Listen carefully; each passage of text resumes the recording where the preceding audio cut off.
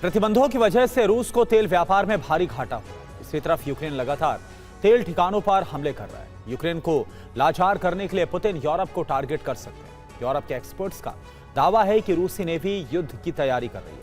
Europe को तबाह करने के लिए रूस अपने हथियार को अपग्रेड कर रहा है। नया हथियारों को यूक्रेन में टेस्ट किया गया। नॉर्थ कोरिया और इराक के लड़ाकों की मदद से पुतिन एक नई सेना भी तैयार कर रहे हैं ताकि यूरोप से संग्राम में किसी तरह की कोई कमी ना। रूस में हर दिन यूक्रेन कोई ना कोई बड़ा धमाका करने में कामयाब हो रहा है। कभी रिफाइनरी, कभी थर्मल पावर प्लांट, तो कभी सेना का कोई बड़ा ठिकाना दहल रहा है।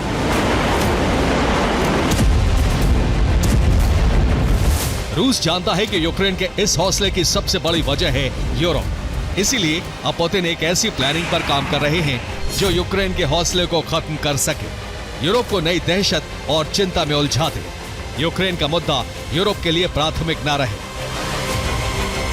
यूरोप पर हमले की तैयारी शुरू भी हो चुकी है। ये दावा इसलिए क्योंकि पुतिन की सेना यूक्रेन में हमले के अलावा ऐसा बहुत कुछ कर रही है जिससे जाहिर होता है कि रूस किसी बड़े महायुद्ध की तैयारी में है।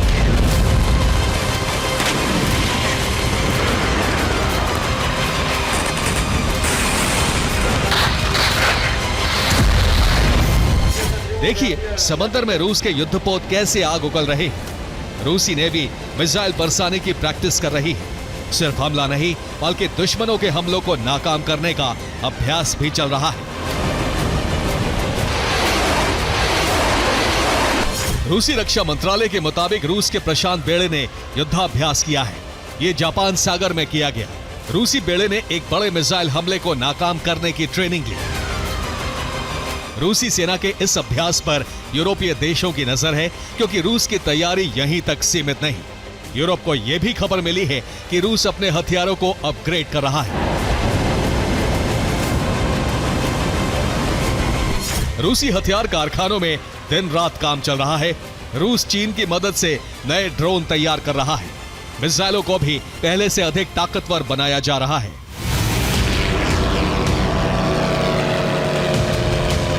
इसी अभियान के तहत रूस गेरान 3 ड्रोन बना चुका है। यूक्रेन में नए ग्लाइड बम और इस्कंदर मिसाइलों का इस्तेमाल शुरू हो चुका है।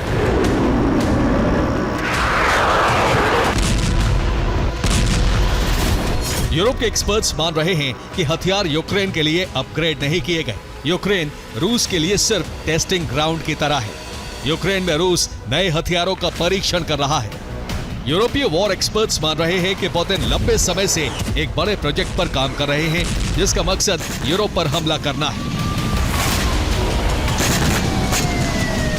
इसी मकसद को हासिल करने के लिए रूस में हथियारों का टेस्ट चल रहा है। ओरेवेस्टिक जैसी मिसाइलों से शक्ति प्रदर्शन किया गया। रूस की सेना युद्धाभ्यास कर रही है और हथियारों का स्टॉक तैयार किया जा रहा है। यूरोप में बार बार ड्रोन की घुसपैठ से पुतिन की मंशा जाहिर हो रही है। बेल्जियम में बार बार ड्रोन देखे जाने के बाद यहां नेटो का अनुच्छेद 4 लागू किया जा रहा है। नॉर्वे अपनी सीमा पर नई फेंसिंग लगा रहा है। ड्रोन से रूस के साथ लगी सीमा की निगरानी होगी। नॉर्वे और रूस के बीच 198 किलोमीटर लंबी सीमा है।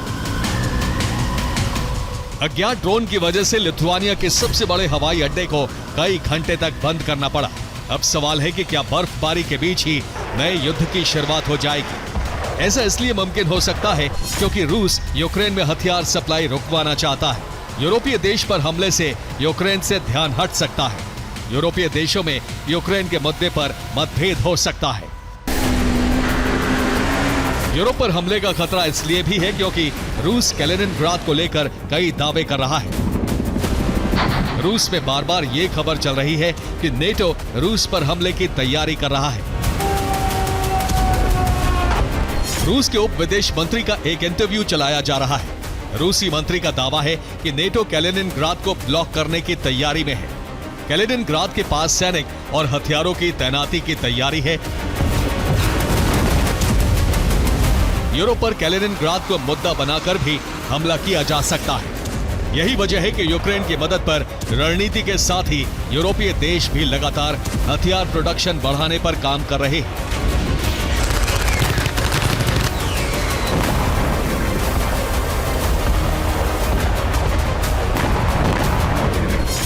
ब्रिटेन जर्मनी ने साथ मिलकर मिसाइल बनाने का फैसला किया है।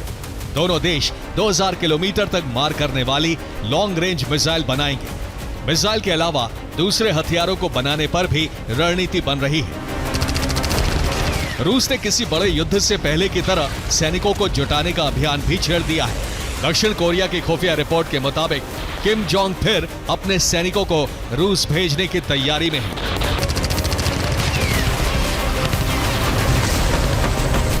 नॉर्थ कोरिया के 10,000 सैनिक पहले से यूक्रेन के खिलाफ युद्ध लड़ रहे हैं। अब 5,000 सैनिकों को फिर भेजा गया है। नॉर्थ कोरिया के इंजीनियर्स भी यूक्रेन में काम करेंगे।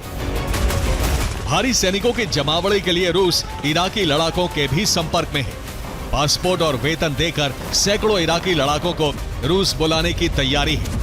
इराक में भारी बेरोजगारी है और रूस इसका फायदा उठाकर अपनी सैन्य ताकत बढ़ाने की कोशिश में है। Bureau report, TV9, Bharatvarsh.